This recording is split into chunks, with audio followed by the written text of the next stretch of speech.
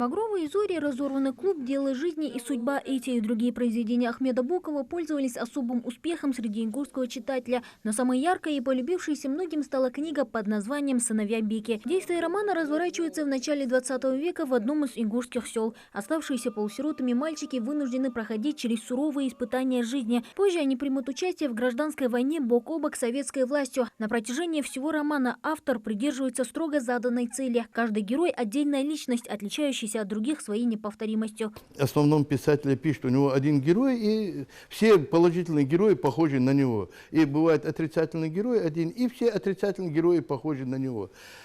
У Бокова все герои, так или иначе, даже второстепенные герои, у него получается как-то выпукло, сразу узнаваемо, сразу читатель прекрасно понимает, что то, что он говорит, этот персонаж говорит, должен сказать именно он, такой тип характера. Роман Ахмеда Бокова пропитан моралью и человеческими принципами. Он учит читателя сохранять и чтить традиции и обычаи своего народа. На примере братьев Хасана и Хусейна автор показывает и раскрывает культурную особенность ингушей, их горский дух, этикет и выдержанность. Очень подробно показано, как сватовство у нас проводят. Там подробно показано, как действуют старики и так далее, и родители невесты и так далее.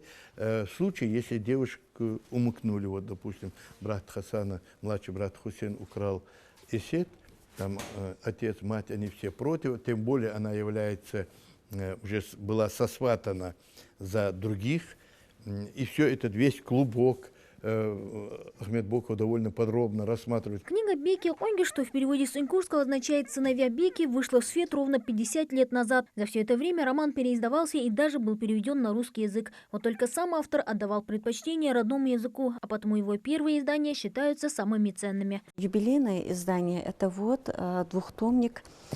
Первая книга вышла в 1967 году, и через 2 года вышла вторая книга.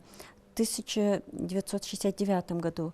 Это же издание в переводе на русский язык вышло уже в 1969 году первая книга, и вторая книга в 1971 году. Все эти издания хранятся в Национальной библиотеке имени Джамалдина Индиева и доступны широкому кругу читателей. В День открытых дверей, который проводится по всей республике, любой желающий может ознакомиться с творчеством известного ингушского писателя Ахмеда Бокова и прочитать его знаменитые произведения. Специально для этого здесь организовали небольшую выставку. Мадина Пугоева, Рамазан Зурабов, Новости 24.